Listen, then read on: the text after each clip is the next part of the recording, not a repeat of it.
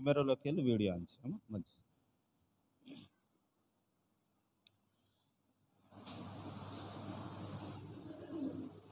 మంచిదండి. ఇంతవరకు చక్కని పాటల ద్వారా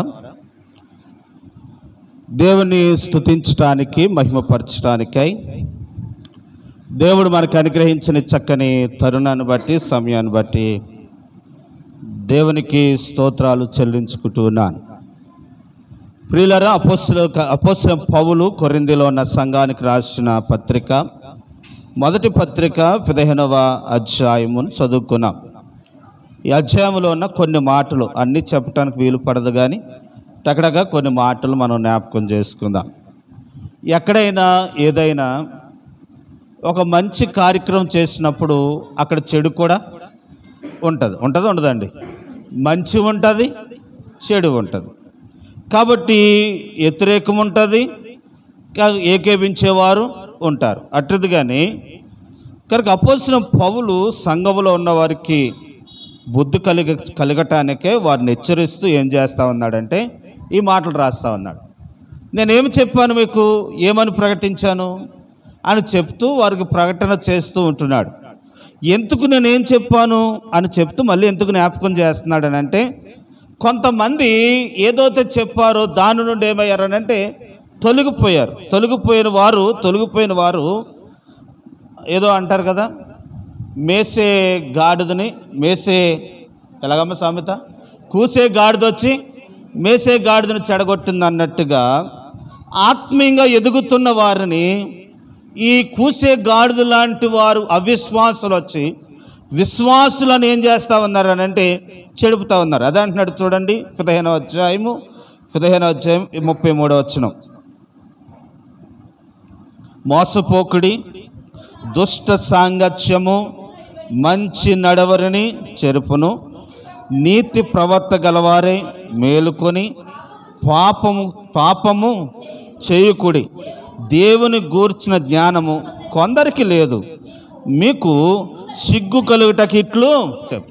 కొంతమంది చాలామంది ఆత్మీయంగా ఎదుగుతూ ఉన్నారు, చాలా భక్తిగా ఎదుగుతూ ఉన్నారు, చాలా దైవ భయముతో ఎదుగుతూ ఉన్నారు. దేవుడు ఉన్నాడు, దేవుని వాక్యం లోబడాలి, దేవునికి లోబడాలి, కనుక ఇది సత్యము అని భయపడుతున్న సందర్భంలోనే దుష్ట సాంగత్యము కూడా ఉందంట. వారు ఏం చేస్తూ ఉన్నారు అని అంటే మంచిగా నడిచిన వారిని చెడుపుతున్నారు. ఈ అధ్యాయంలో ఏం చెడుపుతున్నారు అని అంటే పై వచ్చిన చూస్తున్నాం. ఏం చెడిపారట అని అంటే అపోస్తలుడైన పౌలు, ఇదిగో ఏ దేవుడైతే మానవులు కలుగు చేశాడో ఆ దేవుడే మానవ జాతిని రక్షించడానికి ఈ లోకానికి వచ్చి ఆ దేవుడు 33.5 సంవత్సరాలు భూమి మీద జీవించి 3.5 సంవత్సరాలు అద్భుత కార్యాలు చేసి మానవుల పాప పరిహారము కొరకు సిలువైబడి చనిపోయి సమాధి చేయబడి 3వ దినాన్ని ఆయన ఏం చేశాడనంటే తిరిగి లేచాడు. ఆయన తిరిగి లేచాడంటానికి ఇదిగో 500 మంది ఆయన చూచారు. చూడండి 15వ అధ్యాయం అంటూ ఉన్నారు. ఏమంటున్నారంటే 500 మంది ఎక్కువగా ఆయన తిరిగి లేవటం చూచారు, అనేకులు ఆయనను చూచారు. 4వ వచనం చదువుదాం. లేఖనము ప్రకారము 3వ దినమున లేపబడెను. ఆయన తర్వాత 12 కనపడెను. అట్టు పిమ్మట 500కు ఎక్కువైన సహోదరులకు ఒక్క సమయమందే కనపడెను. వీరులు అనేకులు ఇప్పుడు వరకు నేటి వరకు ఏమై ఉన్నారని అంటే నిలిచి ఉన్నారు, బతికే ఉన్నారు, నిద్రించలేదు. కొందరు నిద్రించిరి. తర్వాత ఆయన యాకోబుకును అటు తర్వాత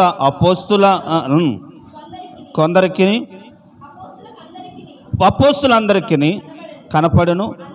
అందరికీ కనపట ఆ కాలమందు పుట్టినట్లుగా నాకును. ఆయన తిరిగి లేచాడు. మానవుల పాప పరిహారము కొరకు సిలువైబడి చనిపోయి ఆయన ఏమయ్యాడనంటే తిరిగి లేచాడు. అమందరూ చెప్పాలి. ఆయన మానవుల పాప పరిహారము కొరకు సిలువైబడి చనిపోయి సమాధి చేయబడి 3వ దినాన్ని మళ్ళీ ఆ మాట చెప్తారనే తిరిగి లేచాడని మాట చెప్తాం. మానవుల పాప పరిహారము కొరకు సిలువైబడి చనిపోయి సమాధి చేయబడి 3వ దినాన్ని తిరిగి లేచాడు. తిరిగి లేచాడు అని చెప్పటానికి ఇదిగో మేము సాక్షులం. ఎవరు? అపోస్తలుడైన పౌలు అంటాడు, మేము చూచాం, ఆయన తిరిగి లేచాం. నేను చూడటమే కాదు, 500 మంది ఆయన చూచారు. 500 మంది చూడటమే కాదు, 12 మంది శిష్యులు ఆయనను చూచారు. 12 మందిని చూడటమే కాదు, ఆయన సహోదరుడైన యాకోబు కూడా చూచాడు. తిరిగి లేవటం మేము సాక్షులం, మాకు తెలుసు అని చెప్తూ ఏమంటున్నాడనంటే, అసలు గొడవ ఏంటనంటే ప్రభు తిరిగి లేచాడు అని చెప్పడానికి కారణం ఏంటనంటే, కొంతమంది అంటే అదే వర్గంలో అసలే పునరుద్ధానమే లేదు అంటున్నారట. ఆమె లేదు, పునరుద్ధానం అంటే చెప్పాలి, చనిపోయి ఏమవుతాడటండి, అసలు పునరుద్ధానమే లేదు అని అంటున్నారట. పునరుద్ధానం ఉందని దైవభక్తి కలిగి జీవిస్తూ ఉంటున్న వారిని, పునరుద్ధానం ఉంది అని దైవభక్తి కలిగి జీవిస్తున్న వారిని చెడగొడుతున్నారు. అదే చెప్తున్నాడు, మంచి నడవడిని అదే అంటున్నాడు. చూడండి, కొంచెం పైకి వెళ్ళి చదువుతాం. అదే 15వ అధ్యాయం కొంచెం పాఠం అర్థమయ్యేదాకా మనం చదువుదాం. 15వ అధ్యాయంలో 32వ వచనంలో ఏమని చెప్తున్నాడు అంటే, నేను ఎఫెసీలో మృగములతో పోరాడు ఎడల నాకు ఏమి లాభం, మృతులు లేపబడిన ఎడల. అమ్మ చూడండి, ఈ మాట గురించి రేపు అమ్మ దుష్ట సాంగత్యం ఎలా చెబుతుందంట. అందరూ ఒకసారి దేవుని స్తోత్రం అవుదామా. మంచి నడవడిని చెడగొట్టడానికి దుష్ట సాంగత్యం ఎలా చెబుతుంది. పునరుద్ధానము లేదు, ఇక మళ్ళీ బతకటం లేదు, ఇంకా చనిపోవటమే బతకటం లేదు. కాబట్టి రేపేమి జరుగునో మనకి తెలియదు గనక రేపు చనిపోదుము గనక తినుము తాగు. ఇది ఎవరి మాట? దుష్ట సాంగత్యం మాట. నిజమే కదండి ప్రియులరా. ఎంతో ఆత్మీయతలో, భక్తిలో, విశ్వాసములో దేవుడు ఉన్నాడు, ఆయన మనకు పునరుద్ధాన శక్తినిస్తాడని దైవ భయముతో జీవిస్తున్న వారు అంటారట. ఏమంటారంటే పునరుద్ధానము లేదు, ఇక ఏమీ లేదు, ఈరోజు రేపేమి జరుగునో మనకు తెలియదు, కాబట్టి తిని తాగు. కాబట్టి ఇంకో మాట చెప్పనా, ఎప్పుడైనా సరే మంచి మనుషులకు త్వరగా ఎక్కదు, ఏమెక్కుతుంది? చెడు ఎక్కేస్తుంది ప్రియులరా. కాబట్టి ఈ చెడు ఎక్కేసిన వారు, ఈ చెడు తత్వం చెడు ప్రభావము, ఆ ప్రభావము ఎత్తటాన్ని బట్టి, ప్రజలలో వ్యాపించడాన్ని బట్టి వారు దేవునిలోంచి ఏమైపోయారనంటే దూరం అయిపోదు. వారికి చెప్తా ఉన్నాడు, దూరం అయిపోవద్దు, కనుక మేము సాక్షులము, మేము ఆయన తిరిగి లేచిన మేము చూచాము, నేను చూచాను అని చెప్తూ ఒక మాట అంటున్నాడు. ఏమన్నా తెలుసా? కనుక ఆయన చూచిన వారు అంటే ఈ గ్రంథం రాసినప్పుడు అంటే అండి, ఈ కొరింథీ పత్రిక రాసే టైంలో ఆయన చూచిన వారు నేటికి ఎలా ఉన్నారని అంటే నిలిచి ఉన్నారు, అంటే బతికే ఉన్నారు. ఎవరు బతుకున్నారు చెప్పండి? ఆ టైంలో కొరింథీ పత్రిక రాసే టైంలో ఎవరు ఉంటారు? యేసయ్య తిరిగి లేచిన సందర్భాన్ని చూసిన వారు అని అంటే శిష్యులు ఉన్నారు ఇక కదండి. శిష్యులు అప్పటికి చనిపోలేదు, బతుకున్నారు. వారు చూశారు ఎవరిని? శిష్యులు. ఇంకెవరు చూశారు? అపోస్తలుడైన పౌలు చూచాడు. 500 మంది కంటే ఎక్కువగా చూచారట. కనుక వారందరూ చూసిన సాక్ష్యం చెప్తా ఉంది, ఆయన తిరిగి లేచాడు. ఆయన తిరిగి లేచినట్టుగానే మనమును ఆయన విశ్వాసం ఉంచాము గనక మనలను తిరిగి లేపుతాడు. ఈ మాటకి క్యాచ్ చేయాలి. ఆయన తిరిగి లేచినాడు, మేము సాక్షులము. ఆయన ఎలా తిరిగి లేచాడో మనలను తిరిగి లేపుతాడు, మనలను తిరిగి లేపుతాడు. ఆయన తిరిగి లేచాడు. ఇంకొక విషయం జ్ఞాపకం చేస్తాను. ఇక్కడ మామిడి చెట్టు ఉందండి, మామిడికే కాసింది, మొట్టమొదటి కాసింది, ఈ సంవత్సరమే కాసింది. ఇంత క్రితం పుల్లకాయో తీయకాయో తెలవదు. మొదటి కాయ కాసింది కోసం. మొదటి కాయ తీయదైనప్పుడు కాయలని, మొదటి కాయ పుల్లదైనప్పుడు కాయలని. ఇప్పుడు ప్రభు ప్రధాన ఫలమైన ఆయన తిరిగి లేచాడు. ప్రధాన ఫలం, ఆ మాట చదవండి, ప్రథమ ఫలముగా ఆయన తిరిగి లేచాడు. ఆమె ఎన్నో వచ్చురా? 20. ఇప్పుడైతే నిద్రించిన వారిలో ప్రథమ ఫలముగా క్రీస్తు మృతులలో నుండి లేపబడి ఉన్నాడు. మనుషుల ద్వారా మరణము వచ్చిన, నేను వివరిస్తాను, మళ్ళీ చదువుదాం. ప్రియులారా గమనించండి, ఇప్పుడైతే నిద్రించిన వారిలో ప్రథమ ఫలముగా, నిద్రించిన వారంటే చనిపోయిన వారిలో ప్రధాన ఫలముగా, అంతకితం ఎవరు లేవలేదు, అంతకితం మరణాన్ని ఎవరు జయించలేదు. యేసు ప్రభువు ప్రథమ ఫలముగా తిరిగి లేచి, ఆయన ప్రథమ ఫలముగా మృతులలోనూ తిరిగి లేచాడు. కాబట్టి ఆయన యందు శ్వాసం ఉంచిన వారు కూడా ఏం చేస్తాడు? ఆయన లేచాడు. మిగిలిన కాయలు కూడా ఎలా ఉంటాయనంటే ఆ గుణముతోనే కాసినట్టుగా, ఆ గుణ లక్షణాన్ని కలిగి ఉన్న కాసినట్టుగానే ప్రభు పునరుద్ధానుడే తిరిగి లేచినట్టుగా ఆయన యందు విశ్వాసం. దుష్ట సాంగత్యాన్ని అనుసరించొద్దు, దుష్ట సాంగత్య మాటలు వినొద్దు. పునరుద్ధానం లేదని వాడు మాట వినొద్దు. వాడు తిందామనుకున్నవాడు తింది, తాగినవాడిని తాగని, కానీ మీరు మాత్రము దుష్ట సాంగత్యంలోనికి వెళ్ళదు. చూడండి, అదే అంటున్నాడు 15వ అధ్యాయంలో చివరి వచనంలో చదివితే, కాగా నా ప్రియ సహోదరులారా, మీ ప్రయాస ప్రభునందు వ్యర్థము కాదని ఎరిగి స్థిరులను కదలని వారును ప్రభు కార్యసిద్ధి యందు ఎప్పటికీ విన్నాం. ప్రభు రాక చాలా సమీపంగా ఉంది, లేకపోతే ప్రభు వచ్చినప్పుడు మనం చనిపోయినా.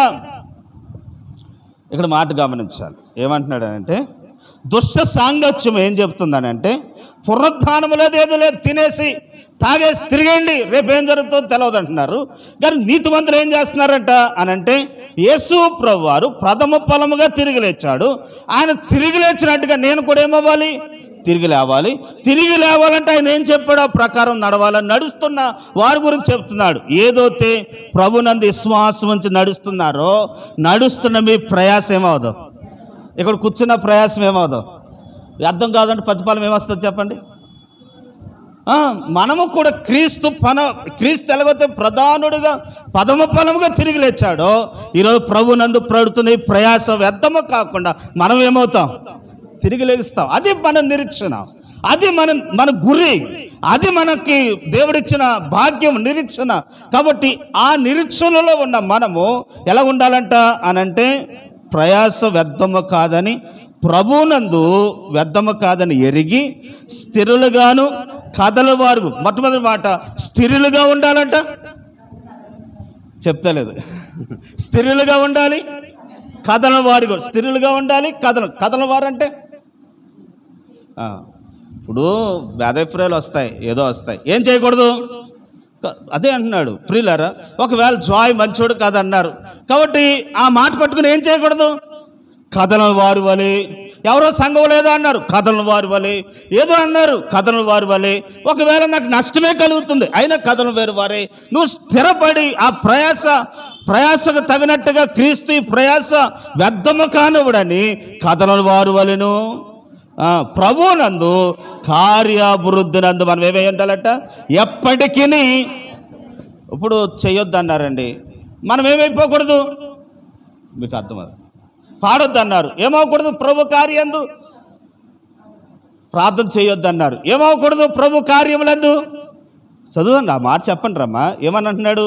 కాగా నా ప్రియ సహోదరులరా, మీరు ప్రయాస ప్రభునందు వ్యర్థము కాదని ఎరిగి స్థిరులను కదలని వారును ప్రభు కార్యములందు ఎప్పటికీ ఎలా ఉండాలి అంటే, ఈ మాట అర్థం ఏంటంటే, ఎన్ని శ్రమలు వచ్చినా, ఎన్ని ఆటంకులు వచ్చినా ఆయన కార్యాన్ని ఏం చేయకూడదు? ఆపకూడదు. అది ఇప్పుడు మనకు నిరీక్షణ ఏంటి అని అంటే, పునరుద్ధాన దినములు మనమేమవుతాం అంటే, ఈ కార్యములు, ప్రభు కార్యములు ఆపకుండా ఎవరైతే చేస్తారో, ఎవరైతే కొనసాగిస్తారో, ఎవరు ఏదన్నా పర్లేదని ప్రభు కొరకు సాగుతారో వారికి వచ్చిన ఆశ్రదం ఏంటనంటే, వారు స్థిర మనసు కలిగి కనుక కార్య అభివృద్ధి నందు ఎప్పటికీ ఆసక్తులు ఎవరైతే చేస్తారో వారి నిరీక్షణ ఎన్నడూ ఏమవుతుందండి? సిగ్గుపడదు, వ్యర్థం అవదు. వారు పునరుద్ధానం మంది ఏమవుతారట? మీరు ఆమెనని ఇలాగ ఎలా చెప్తాను, మీరు పునరుద్ధానం మందు తిరిగి లేవాలనంటే ఎవరు ఏది చెప్పినా ఆయన కార్యములందు ఏమై ఉండాలి? స్థిరులుగా ఉండాలి. ఆయన కార్యములు ఏం చేయకూడదు? ఆపకూడదు. ఆయన కార్యములు ఏం చేయకూడదు అంటండి. ఆయన కార్యములు అంటే ఏంటి అని అంటే, దేవుడు మనకి ఏ తలంతు ఇచ్చాడో ఆ తలంతు, దేవుడి దగ్గర ఏం మొక్కుబడి మొక్కుకున్నామో ఆ మొక్కుబడి. ఇప్పుడు నేను ఎలా సేవ చేయాలని మొక్కుకున్నాను, నా మొక్కుబడిలో కష్టం వచ్చినప్పుడు, బాధ వచ్చినప్పుడు వెనక్కి తిరిగేయకూడదు. ఏదైతే మొట్టమొదటిగా మొక్కుకున్నానో ఆ మొక్కుబడిలో ఎన్ని కష్టాలు వచ్చినా నేను మొక్కుకున్నది ఏం చేయకూడదు? ఆపకూడదు. అదే కార్యసిద్ధి అని అంటే, ఆ కార్యం చేయటానికి మరీ ఎక్కువేమవ్వాలట? ఆసక్తులై ఉండాలని చెప్తా ఉన్నాడు. రండి మన పాఠంలోకి వద్దాం. ప్రియులారా, ఆ విషయములందు ఉండాలి అని చెప్తూ ఏమంటున్నాడు అని అంటే, అపోస్తలుడైన పౌలు, ప్రభు తిరిగి లేవలేకపోతే మేము నమ్మిన విశ్వాసం, మీరు నమ్మిన విశ్వాసం వ్యర్థమే, మేము ప్రకటించింది కూడా వ్యర్థమే. ఇంత పని మానేసుకుని, చదువు మానేసుకుని, సుఖాలు విడిచిపెట్టుకొని కనుక కష్టాలు పడుతూ, బాధలు పడుతూ, ఎంత ప్రయాసపడి చెబుతున్నాను చూసారా? రాత్రనగా పగలనక బుర్ర పగిలిపోయేలాగా ఆలోచించి చెబుతున్నాను చూసారా? ఇది చెబుతున్నది కూడా ఆయన తిరిగి లేకపోతే ఇదంతా వ్యర్థమే. అదే అంటున్నాడు అపోస్తలుడైన పౌలు. నేను ఇక్కడ ఏమంటాడు తెలుసా? నేను బతుకుచ్చు చచ్చిన వాడి వలె ఉంటుందని అంటాడు. 31వ వచనం.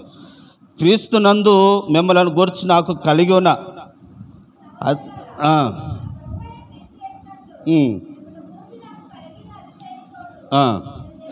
నేను దినదినము చనిపోవచ్చున్నాను అని చెప్పుదును.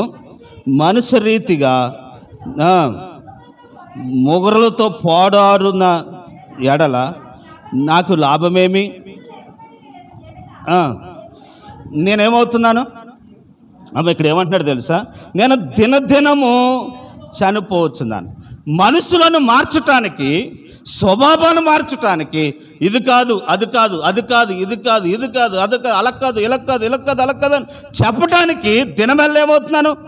ఇదంతా కారణం దేనికి? ఇంత ప్రయాస దేనికి అని అంటే, ఏ పునరుద్ధానమైతే మనం పొందుకోవాలనుకుంటున్నామో ఆ పునరుద్ధానములో మనందరం ఏమవ్వాలి?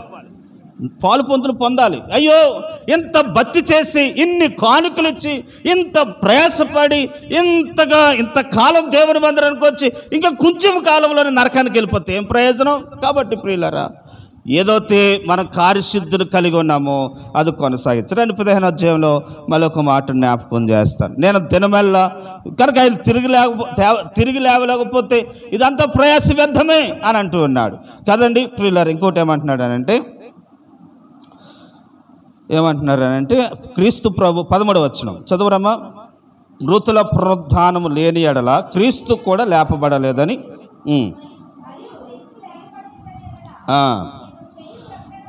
వ్యర్థమే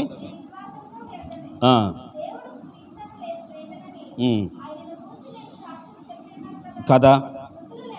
మృతులు లేపబడిన ఎడల దేవుడు ఆయనను లేపలేదు గనక మేమును దేవుని విషయంలో అబద్ధ సాక్షులముగానే. ఒక మాటరా, అబద్ధానికి ఎవరైనా చనిపోతారా? ఇప్పుడు అబద్ధం అనే దానికి ఎవరైనా ఆత్మహత్య, ఎవరైనా మరణం వరకు ఓర్చుకుంటారా? మీకు అర్థం అవ్వలేదు, మళ్ళీ చెప్తాను. అందరూ ఒకసారి దేవుని స్తోత్రం చెప్దామా?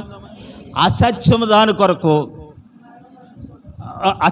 అసత్యమైన దాని కొరకు తన ప్రాణం పెడతాడా? పెట్టరు. ఎందుకని? అది తనకు తెలుసు. ఏమని? అసత్యమని. అసత్యం కొరకు ఎవరు ప్రాణం పెట్టరు.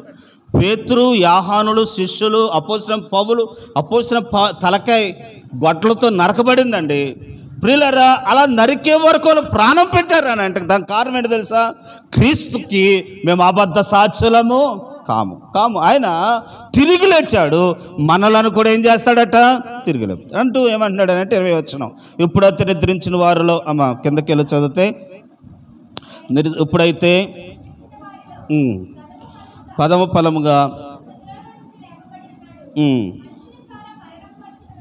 మనుషుని ద్వారా మరణం వచ్చును గనక మనుషుని ద్వారానే మనుషుల పునరుద్ధానమును కలిగెను. ఆదామునందు అందరూ ఎలాగూ మృతి పొందురో అలాగునే క్రీస్తునందు అందరూ.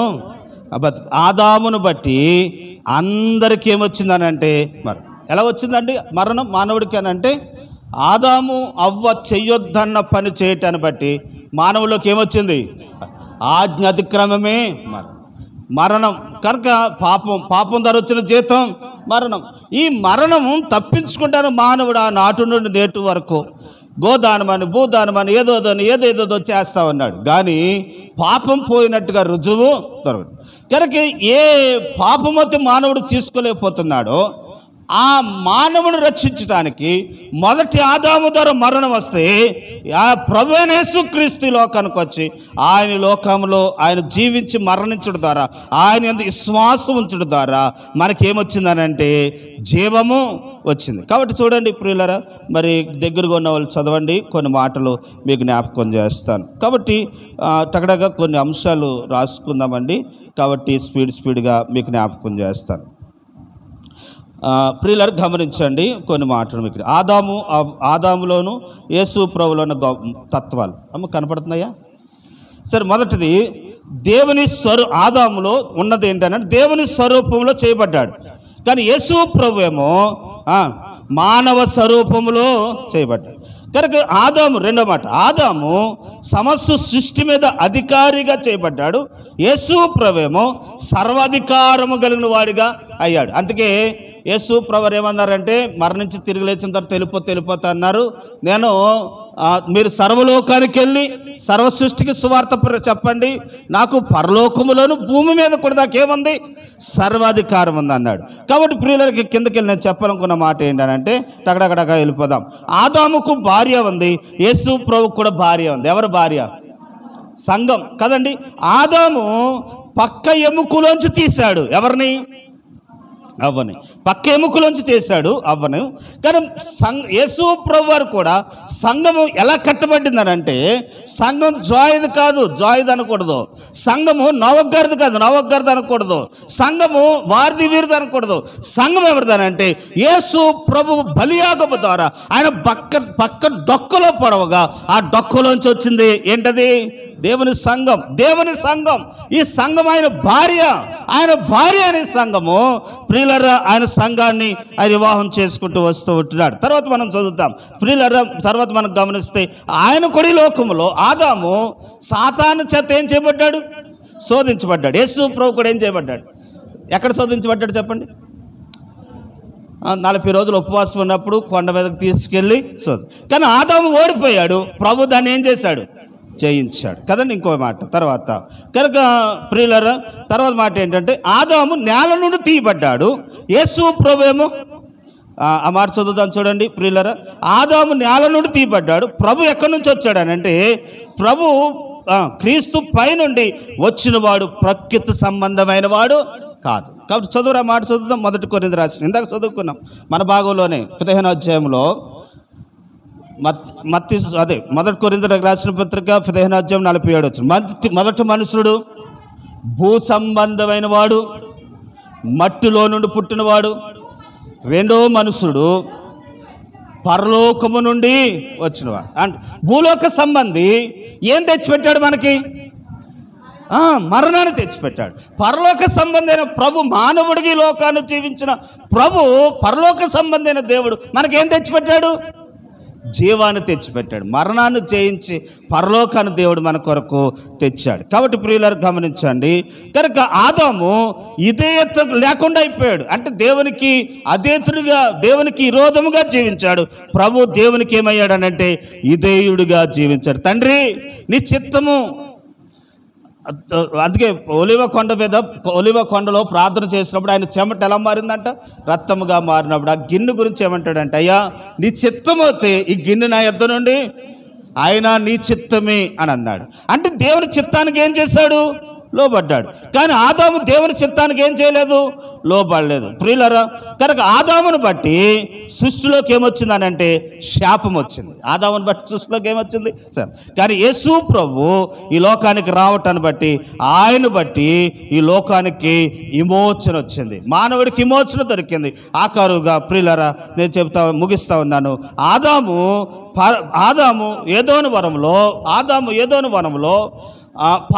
ఏదోను వనంలో జీవవృక్ష ఫలాన్ని పోగొట్టుకెట్టింది. ఏం ఫలమమ్మా? కాదు, జీవవృక్ష ఫలమేనా? పరదేశంలో మీకు రైట్. జీవవృక్ష ఫలమును ఆదాము పోగొట్టుకున్నాడు. ప్రియులారా, కానీ ప్రభు మనకి ఏమిస్తానన్నాడు? అది చదవండి. ప్రకటన గ్రంథం 22వ అధ్యాయం, 2వ వచనం.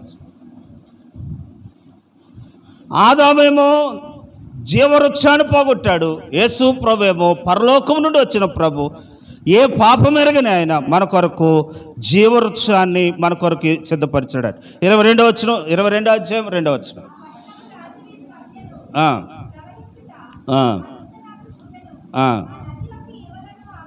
ఇవలను ఆవలను జీవవృక్షం ఉండెను, అది నెలకు ఫలించుచూ ఉండెను.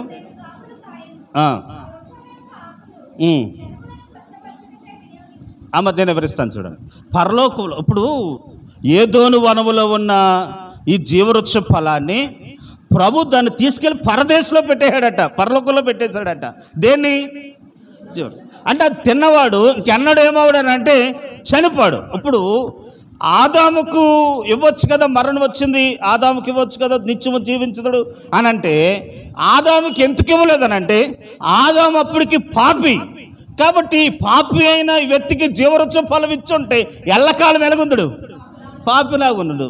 కాబట్టి ఆ పాపమును వదిలించి యేసు ప్రభు రక్తము చేత తను కడిగి తాను నిత్యము జీవించాలని దేవుడు పరలోకంలో మన కొరకు ఏం సిద్ధపరిచాడనంటే జీవవృక్ష ఫలాన్ని సిద్ధపరిచాడు. అంటే ఆదాము పాపంలో ఉన్నవాడు పాపంలాగా ఉంటే వాడు నిత్య నరకానికి వెళ్ళిపోతాడు, పాపిగానే ఉంటాడు, వాడికి మార్పు చెందడానికి అవకాశం ఉండదని దేవుడు ఆ ఏర్పాటులో తానే లోకానికి వచ్చి తాను కడిగి పవిత్రపరిచి పరలోక రాజ్యానికి వారసులుగా చేయటానికి జీవవృక్ష ఫలాన్ని అక్కడికి పట్టుకుపోయాడంట.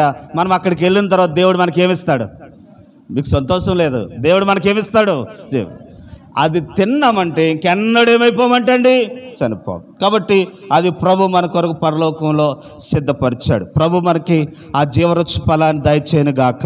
మన ప్రయాసకు తగిన ప్రతిఫలం, ఈ కష్టానికి, బాధకి, ఇబ్బందికి పడుతున్న ఈ ప్రయాసకి ప్రభు నందు ప్రయాస ఏమవుదంటండి?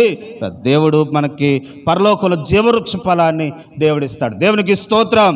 రండి మన పాఠంలోకి వద్దాం. ప్రియులారా, యేసు ప్రభు వారు జీవవృక్ష ఫలాన్ని దేవుడు మనకిస్తాడు. ప్రియులారా గమనించండి, ఇంకొక మాట చెప్పి నేను ముందుకెళ్తా. ఒక 7 విషయాలు చెప్పాలనుకుంటున్నాను, సమయం అంటే చెప్తాను, లేదా లేదు, కాబట్టి నేను ముందుకు వెళ్ళిపోతాను. అందరూ ఒకసారి దేవునికి స్తోత్రం ఇద్దామండి.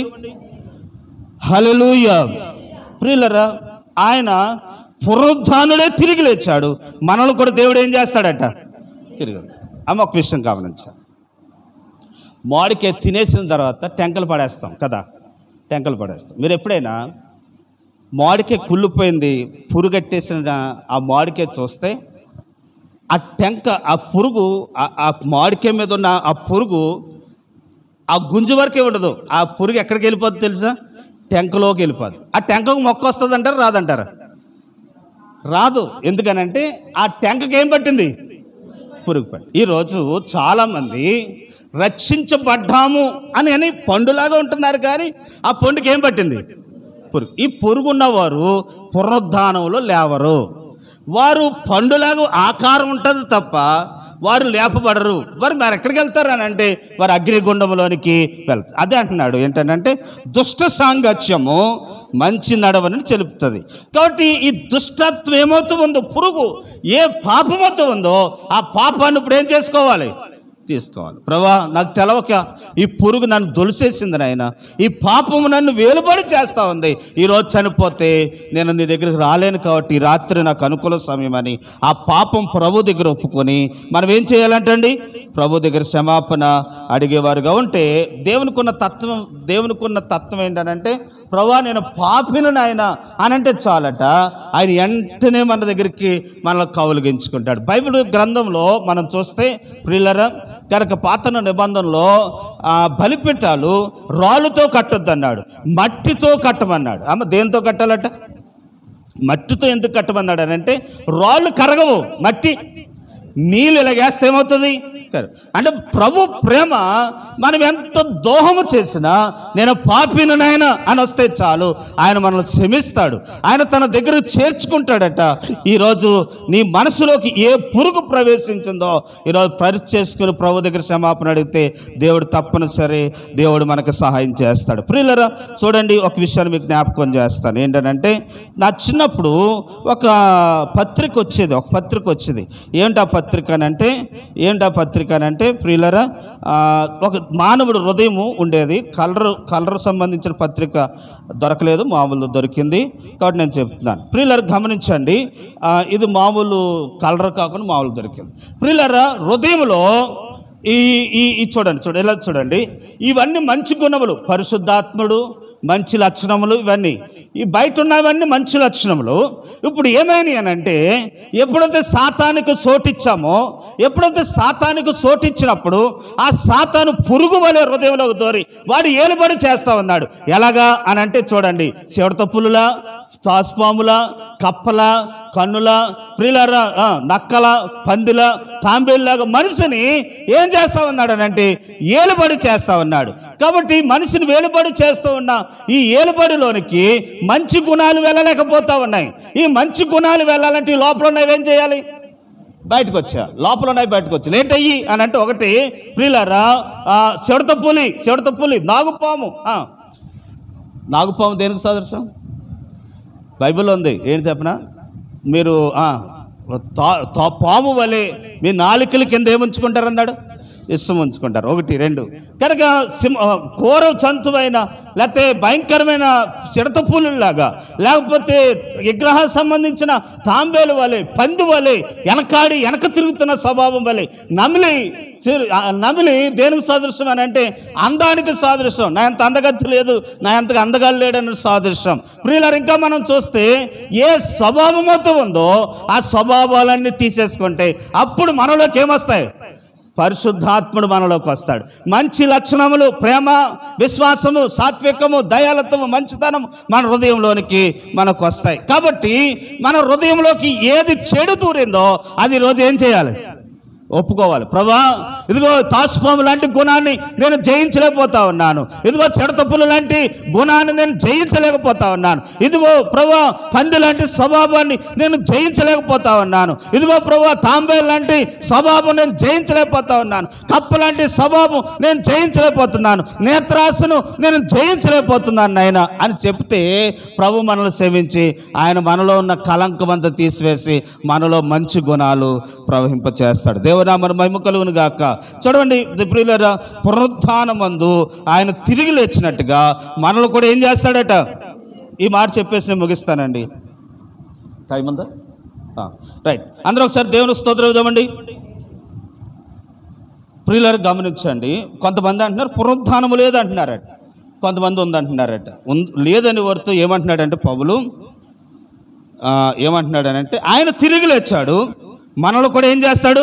తిరిగి అంటే చెప్తున్నాడు. చూడండి 42వ వచనం, మృతుల పునరుత్థానం అలాగే శరీరమును అక్షయమని విత్తబడి ఘనహీనముగా ఎత్తబడి మహిమ గలదుగా ఏమవుతుందంటండి? లేపబడి బలహీనముగా ఎత్తబడి బలమైనదిగా. చూడండి, ఇత్తనము మామిడి టెంక తిని అలా పడేస్తాం. ఎంత అల్పంగా పడేస్తాం, ఎంత నిర్లక్ష్యంగా పడేసిన అదే కనుక మొక్కొచ్చి ఎదిగి కాయలు కాస్తే దాని కాయలు ఎంత శ్రేష్టంగా కోసుకుంటాం. అదే చెప్తున్నాడు. కనుక చనిపోయిన వ్యక్తిని ఘనహీనముగా ఎత్తుతారట. ఇత్తనములో నుండి ఎలాగొస్తే మొక్క వచ్చి ఫలిస్తుందో అలాగూ చనిపోయిన వ్యక్తి ఆయన విశ్వాసం ఉంచినవాడు మళ్ళీ ఏమవుతాడట? మహిమ శరీరముతో తిరిగి లెగిస్తాడు. ప్రియులారా, మహిమ శరీరముతో తిరిగి లెగిస్తాడట. ఇప్పుడు మామిడికాయ ఉందండి, మామిడికాయలో ఆ టెంకలో మొక్క ఉందా లేదా? ఇప్పుడు మామిడికాయ టెంక పడేసామండి, టెంకలో మొక్క ఉందా లేదా? ఉంది. ఒకరోజు దాంట్లో ఏమొస్తుంది? ఒకవేళ దాని మీద ఇంత మట్టి వేసేసినా, లేకపోతే క్రైన్తో ఇలా తొక్కేసినా, లేకపోతే ఎంత తొక్కేసినా అందుట్లోంచి ఏమొస్తుంది అని అంటే మొక్క. ఎందుకనంటే దాంట్లో ఏముంది? మహిమ, జీవం ఉంది.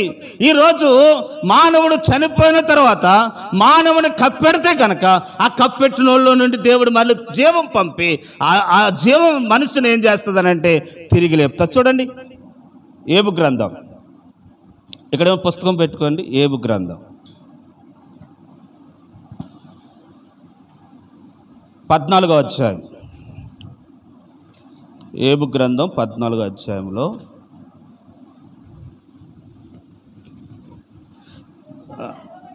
ఒక 7వ వచనం, 14వ అధ్యాయం చదవరమ్మ. వృక్షము నరకబడిన ఎడల అది తిరిగి చిగురించుననియు వారు లేత మొక్కలు వేయినట్లు నమ్మకం కలదు. దాని ఏరు భూమిలో పాతగిల్లిపోయినను దాని అడుగు మొద్దు మట్టిలో సీగిపోయినను నీటి వాసన చేత అదేమవుతుందట, చిగురిస్తుంది. లేత మొక్క వలె అది కొమ్మలు వేయును. అయితే నరులు మరణమై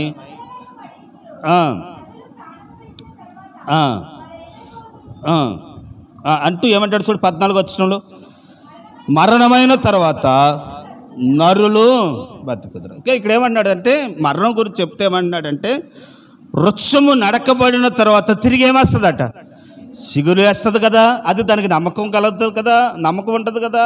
అంటే ఏమంటున్నాడనంటే నాసు అంటండి మొద్దంట ఆ అడుగు బాగా కొట్టేసిన ఆ మొద్దులోంచి ఏమొస్తుందంటండి, చిగురు వస్తుంది కదా అని అంటే ఏమంటున్నాడు అంటే నాసు ఎండకు ఎండిపోయినను నీరు తగిలిన రాగానే ఎలాగోతే చిగురిస్తుందో ఆయన అందే శ్వాసం ఉంచిన వాడట అలా తిరిగి లెగిస్తాడట. ఎలాగా అని చూడండి, తెస్సలోని రాసిన పత్రిక 4వ అధ్యాయం. ఎలా తిరిగి లెగిస్తాం? తెస్సలోని రాసిన పత్రిక 4వ అధ్యాయము 12వ వచనం నుండి చదువుదాం. 13వ వచనం చదువు. సహోదరులారా, మొదటి తెస్సలోని రాసిన పత్రిక 4వ అధ్యాయం 13వ వచనం. సహోదరులారా, నిరీక్షణ లేని ఇతరుల వలె మీరు దుఃఖపడుకునే నిమిత్తము మీకు తెలియకున్నట్టు నాకు ఇష్టం లేదు. యేసు మృతి పొంది తిరిగి లేచిన మనం నమ్మిన ఎడల అదే ప్రకారము యేసునందు నిద్రించిన వారిని దేవుడు ఆయనతో కూడా ఏం చేస్తాడట, ఎంట పెట్టుకుని వచ్చాను. మేము ప్రభువుని మాటను బట్టి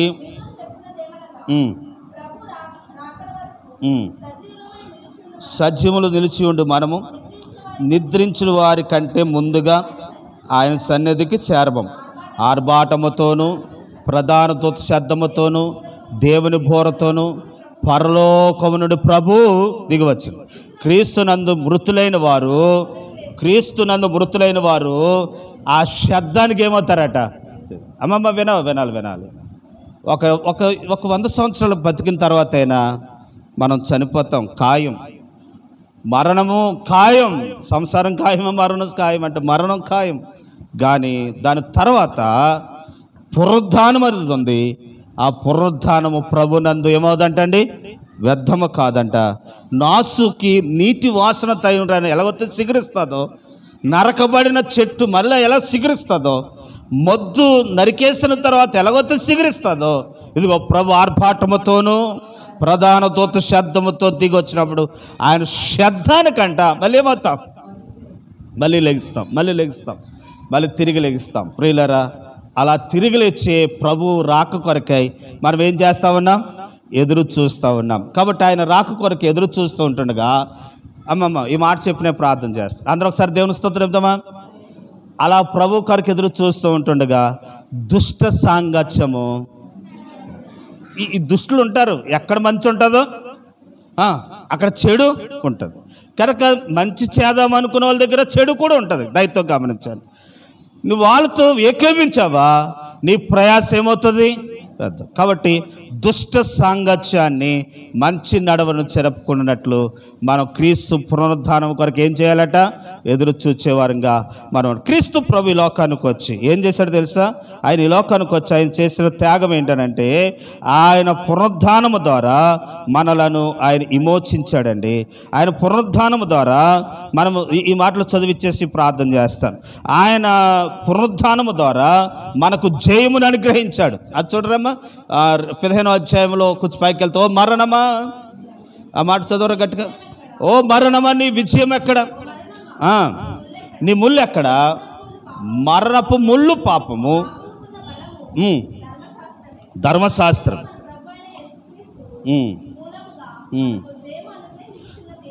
జయమును అనుగ్రహిస్తున్న దేవునికి అమ్మ ఆయన ద్వారా మనకేం కలిగింది చెప్పండి? మొట్టమొదట జయము కలిగింది. దేని మీద? రైట్, మరణం మీద మనకి ఏం కలిగిందని అంటే జయం. ఓ మరణమా నీ ముళ్ళు ఎక్కడ? కాబట్టి మరణాన్ని జయించాడు కనుక మనమును మరణాన్ని ఏం చేస్తాం? ఒక రోజున జయిస్తాం. మరణం మనకి ఏ హాని చేయదు. చనిపోతాం కానీ మళ్ళీ తిరిగి లేస్తాం. ప్రియులారా, రెండవదిగా ఎబ్రీ రాసిన పత్రిక 2:14 అంటాడు, మరణపు కాడి నుండి దేవుడు మనల్ని ఏం చేశాడటండి? విడిపించాడట. తర్వాత కనుక రోమిలు రాసిన పత్రిక 6:22 ఏ పాపం ద్వారా మరణం వచ్చిందో ఆ పాపము నుండి దేవుడు మనలను విమోచించాడు. రోమిలు రాసిన పత్రిక 8:1 పాపము ద్వారా వచ్చిన శిక్ష నుండి మనల్ని ఏం చేశాడనంటే ఆయన తప్పించాడు. యేసు ప్రభువు చేసిన కార్యాలు. తర్వాత లోకములో నుండి మనలను ప్రత్యేకంగా చేశాడట. లోకముతో పాటు మనం ఏమైపోకూడదు? కలిసిపోకూడదు. తర్వాత చీకటి అంధకార క్రియల నుండి మనల్ని దేవుడు ఏం చేశాడంటండి? ప్రత్యేకపరిచాడు. కాబట్టి కొలస్సీ రాసిన పత్రిక 1:13 చూస్తాం. కనుక చింతల నుండి, బాధల నుండి దేవుడు మనల్ని ఏం చేశాడనంటే తప్పించాడు. మీ చింత యావత్తు మన చింత యావత్తు ఎవరి మీద వేయాలట? మత్తయి సువార్త 6:25 ఈ ప్రభు యాత్రలో సాగుతున్నాం మనము. అయ్యి లేవు, ఈ లేవు, బట్టలు లేవు, ఇల్లు లేదు, వాకలు లేదు, ఇదేమవద్దు. ప్రభు ఎప్పటికి ఇస్తాడు? అప్పటికి ఇస్తాడు. అప్పుడు దాకా మనం ఏం చేయాలట? చూడరా, మత్తయి సువార్త 6:25 ఏమి తిందుము, ఏమి తాగుదుము అని మీ ప్రాణము గూర్చినైనను, ఏమి ధరించుకుందామని మీ దేహము గురించి అయినను ఏం చేయొద్దట? ప్రియులారా, లోకము దుష్టత్వము కలిగి జీవిస్తుందంట. ఏమి తిందుమా, ఏం కట్టుకుందామా, ఏం ధరించుకుందామా అని తిరుగుతా ఉన్నారట. కానీ మనం వారితో పాలు పంపులు పొందకుండా ప్రభు రాక కొరకు మనం ఏం చేయాలనంటే ఎదురు చూచేవారంగా మనం ఉండాలి. అందరూ ఒకసారి దేవునికి స్తోత్రం చెబుతామండి. హల్లెలూయా. చూడండి, మనం ప్రభుని నమ్ముకున్న మనము అది లేదు ఇది లేదని బాధపడకూడదు. ఇది ఒక డ్రెస్ ఇక్కడ చూపిస్తున్నాను. ఇది ఏ డ్రెస్ తెలుసండి? గోను సంచి. దాని రేటు చూడండి ఎంత ఉంది? 60,000 అంట ఆ ప్యాంట్. ఒక్క ప్యాంట్ ఎంత? 60. ఇప్పుడు మనుషులు కాళ్ళకాడు ఉన్నది ఎక్కడ తెచ్చుకుంటున్నారు? నెత్తివేత తెచ్చుకుని దాన్ని విలువెట్టు కొనుక్కుంటున్నారు. అది మనుషులు జ్ఞానం అన్నమాట. ప్రియులరా, ఇదివరకు ఎంతో, ఇదిగో ఈవిడ చూడండి, ఈవిడ గోను సంచి కట్టుకుంది. ప్రియులరా, ఇది జ్ఞానం అనుకుంటున్నారు గోను సంచి కట్టుకుంటాం. ప్రియులరా, నేను అంటున్నాను, ఏమి ధరించుకుందామా, ఏం తిందామా? మొన్న ఏదో ఒక ఆయన చెప్పాడు కనుక ఒళ్ళు తగ్గటానికంట ఏదో తాగమన్నాడు. అంతకంటే శ్రేష్టమైన నేను చెప్తానని ఇంకొకటి చెప్పాడు. ఇంకొకటి చెప్పాడు. ఆఖరికి మందు తాగన్నాడు, సారా తాగమన్నాడు. కనుక సారా తాగితే ఏం తగ్గుతుందట?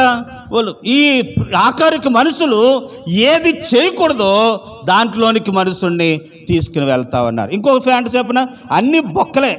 దేనికి? ఇది ఒక ఫ్యాంట్ ఎంత చెప్పనండి? ఒక ఫ్యాంట్ దగ్గరగా 2,500 రూపాయలంట. కాబట్టి ఈరోజు ఆలోచించండి, ఏమి ధరించుకుందామా, ఏమి తిందుమా, ఏమి తాగుదామా అని మీరు లోక విషయంలో చింతపడద్దు. ఇదిగో ఆకాశ పక్షులను పోషిస్తున్న దేవుడు, ఇదిగో కనుక ఈ లోక వృక్షములను, పువ్వులను అలంకరింపచేసిన దేవుడు మీకు సహాయం చేయడా? కాబట్టి మనం పునరుద్ధరణ యాత్రలో సాగుతుంటుండగా దుష్ట సాంగత్యాన్ని చూసి చెడిపోవద్దు, ప్రభులో సాగుదాం. అట్టి కృప దేవుడు మనకు సహాయం చేయను గాక. ఆమె తల వంచండి, కళ్ళు మూసుకుందాం, ప్రార్థన చేద్దాం. ప్రియులారా, ఒకసారి ఆలోచించండి, ఎంత కష్టపడిన చోపు దేవుని మందిరంలో ఉంటున్నాం, పాడుతూ ఉన్నాం, దేవుని స్తుతిస్తున్నాం, దేవునికి ఇస్తున్నాం, దేవుని ఆరాధిస్తున్నాం, ఇంత సమయం దేవుని కొరకు గడుపుతున్నాం, మంచిదే. ఇంత చేసి ఆ పునరుద్ధాన దినమంది ఎత్తబడకపోతే ఎంత భయంకరం. దాని ద్వారా వచ్చిన నష్టం ఏంటి తెలుసా? నరకం. అగ్ని ఆరదు, పురుగు సావదు. ప్రియులరా, నీ దుష్ట సాంగత్యం నిన్ను చెడిపేస్తూ ఉంటే నిన్ను విడిపించలేదు. అక్కడికి వెళ్ళిన తర్వాత ఇంక ఏడుస్తాకి కుదరదు. ఇక్కడుండగానే మనం అడగాలి. ప్రభు ఎప్పుడు వస్తాడో మనకు తెలియదు. ప్రియులరా, ప్రియ సహోదరుడా, సహోదరి, ఆయన రాక సూచనలన్నీ నెరవేరుతూ ఉన్నాయి. ఒకవేళ నీ పోకడెప్పుడు, నా పోకడెప్పుడో తెలియదు. అంతలో కనపడి అంతలో చనిపోతున్న వారిని ఎంతో మందిని చూస్తూ ఉన్నాం. ఈ రాత్రి నీ ప్రాణం విడిచేస్తే, ఈ ప్రాణం ఈ రాత్రి మనం చనిపోతే నువ్వు పరలోకానికి వెళ్ళగలవా? నువ్వు పునరుద్ధానములు ఎత్తబడగలవా? ప్రియ సోదరుడా, సోదరి, నీ పాప జీవితాన్ని విడిచిపెట్టకుండా, నీ పాపం ఒప్పుకోకుండా, ఇంకా పుచ్చిపోయిన బాడీ కేవలే పాపం నీలో, కలంకము నీలో ఏలుబడి చేస్తూ ఉంటుంటే నువ్వు అలాగే ఉంటే ఇదిగో నరకానికి వెళతావు. అలాగే చెప్తారులే అనుకుంటున్నావా? ఇదిగో నువ్వు దుష్ట సాంగత్యమే, దుష్ట నడవడే అని ఆలోచించాలి. కనుక ఎవరు మాట వినొద్దు. ఒకవేళ నీకు ఏది కావాలో ప్రభు నీకు అనుగ్రహిస్తాడు.